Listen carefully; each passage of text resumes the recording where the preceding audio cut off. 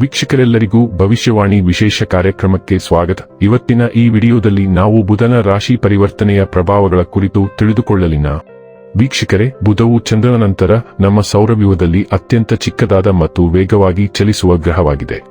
ಇದು ನಮ್ಮ ಬುದ್ಧಿವಂತಿಕೆ, ಸ್ಮರಣೆ ಮತ್ತು ಕಲಿಕೆಯ ಸಾಮರ್ಥ್ಯವನ್ನು ಪ್ರತಿನಿಧಿಸುತ್ತದೆ.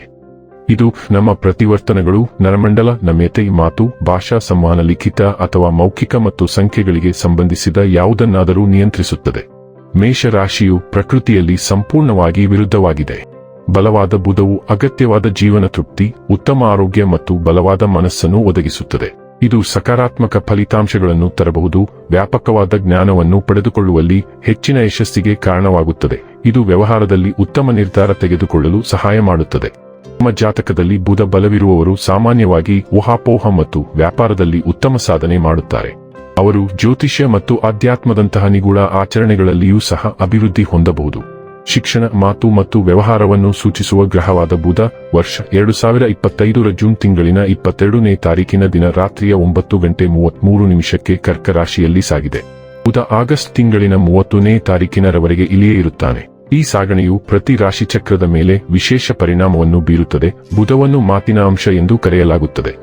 ಇದು ನಮಗೆ ಸಂಖ್ಯಾಶಾಸ್ತ್ರದ ಸಾಮರ್ಥ್ಯವನ್ನು ಒದಗಿಸುತ್ತದೆ. ಬುಧವು ನಮ್ಮ ಬುದ್ಧಿವಂತಿಕೆಯನ್ನು ನಿಯಂತ್ರಿಸುತ್ತದೆ ಮತ್ತು ನಮಗೆ ತಾರ್ಕಿಕ ಸಾಮರ್ಥ್ಯಗಳನ್ನು ಒದಗಿಸುತ್ತದೆ. ನಾವು ಏನನ್ನಾದರೂ ಎಷ್ಟು ಚೆನ್ನಾಗಿ ವಿಶ್ಲೇಷಿಸಬಹುದು ಎಂಬುದನ್ನು ಬುಧ ನಿರ್ಧರಿಸುತ್ತದೆ. ಬುಧ ಗ್ರಹವು ಭಯಾನಕ ಸ್ಥಿತಿಯಲ್ಲಿದ್ದರೆ ವ್ಯಕ್ತಿಯ ಮಾತು ಯಾರನ್ನಾದರೂ ವಿರೋಧಿಯನ್ನಾಗಿ ಮಾಡಬಹುದು.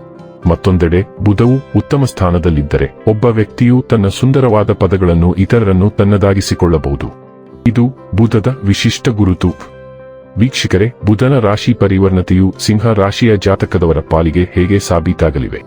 ಯಾವೆಲ್ಲ ಪ್ರಭಾವಗಳು ಇಲ್ಲಿ ನಿಮಗೆ ಲಭಿಸಲಿವೆ ಮತ್ತು ಯಾವ ವಿಷಯವಾಗಿ ಇಲ್ಲಿ ನೀವು ಎಚ್ಚರಿಕೆ ವಹಿಸಬೇಕು ಅನ್ನೋದನ್ನ ನೋಡೋಣ. ಮಾಹಿತಿ ತಿಳಿದುಕೊಳ್ಳುವುದಕ್ಕೂ ಮುನ್ನ ನಮ್ಮ ವಿನಂತಿ ಎಂದರೆ, ನೀವಿನ್ನೂ ನಮ್ಮ ಚಾನೆಲ್ ಸಬ್ಸ್ಕ್ರೈಬ್ ಮಾಡಿಲ್ಲವೆಂದರೆ ದಯವಿಟ್ಟು ಈಗಲೇ ನಮ್ಮ ಚಾನೆಲ್ ಸಬ್ಸ್ಕ್ರೈಬ್ ಮಾಡಿ. ಜೊತೆಗೆ ನಿರಂತರ ವಿಡಿಯೋ ಅಪ್ಡೇಟ್ಸ್ಗಳಿಗಾಗಿ ಪಕ್ಕದ ಬೆಲ್ ಐಕಾನ್ ಕ್ಲಿಕ್ ಮಾಡಿ.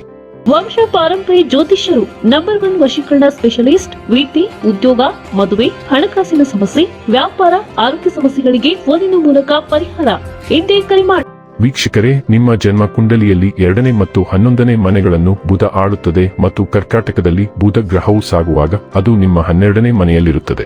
ಸಾಮಾನ್ಯವಾಗಿ 12ನೇ ಮನೆಯಲ್ಲಿ ಬುಧನ ಸಂಚಾರವು ಅನುಕೂಲಕರವೆಂದು ಪರಿಗಣಿಸಲಾಗುವುದಿಲ್ಲ. ಬುಧ ಶತ್ರು ರಾಶಿಯಲ್ಲಿ ಇರುವುದರಿಂದ ಈ ಅವಧಿಯಲ್ಲಿ ನೀವು ಜೀವನದ ಹಲವಾರು ಅಂಶಗಳಲ್ಲಿ ಎಚ್ಚರಿಕೆಯಿಂದಿರಬೇಕು. ಹಣಕಾಸಿನ ವಿಷಯಗಳಲ್ಲಿ ತೀವ್ರ ಜಾಗರೂಕತೆ ಅಗತ್ಯ. ಅನಗತ್ಯ ಖರ್ಚು ತಪ್ಪಿಸಬೇಕು ಮತ್ತು ಯಾವುದೇ ರೀತಿಯ ಆರ್ಥಿಕ ವಂಚನೆ ಬಗ್ಗೆ ಜಾಗರೂಕರಾಗಿರಬೇಕು. ಲಾಭದ ಅಧಿಪತಿ 12ನೇ ಮನೆಗೆ ಚಲಿಸುತ್ತಿರುವುದರಿಂದ ದೂರದ ಸ್ಥಳಗಳಿಂದ ಪ್ರಯೋಜನ ಪಡೆಯುವ ಸಾಧ್ಯತೆಯಿದೆ. ವಿವಾಹಿತರಾಗಿದ್ದರೆ ಸಂಗಾತಿಯ ಯೋಗಕ್ಷೇಮದ ಬಗ್ಗೆ ಹೆಚ್ಚಿನ ಕಾಳಜಿ ವಹಿಸಿ. ಈ ಸಮಯದಲ್ಲಿ ನಿಮ್ಮ ದೈಹಿಕ ಮತ್ತು ಮಾನಸಿಕ ಆರೋಗ್ಯ ಎರಡಕ್ಕೂ ಆದ್ಯತೆ ನೀಡುವುದು ಅತ್ಯಗತ್ಯ. ಇನ್ನು ಕೊನೆಯದಾಗಿ ಈ ದಿನ ಮಾಡಿಕೊಳ್ಳಬೇಕಾದ ಉಪಾಯಗಳ ಕುರಿತು ನೋಡುವುದಾದರೆ, ಆಸ್ತಮಾ ರೋಗಿಗಳಿಗೆ ಔಷಧಿಗಳನ್ನು ಖರೀದಿಸುವ ಮೂಲಕ ಸಹಾಯ ಮಾಡುವುದು ಅದೃಷ್ಟವನ್ನು ತರುತ್ತದೆ. ವೀಕ್ಷಕರೇ, ಇದಾಗಿತ್ತು ಸಿಂಹ ರಾಶಿಯ ಜಾತಕದವರ ಬುಧನ ರಾಶಿ ಪರಿವರ್ತನೆಯ ಫಲದ ಮಾಹಿತಿ. ಇಷ್ಟವಾದರೆ ವಿಡಿಯೋವನ್ನು ಲೈಕ್ ಮತ್ತು ಶೇರ್ ಮಾಡಿ.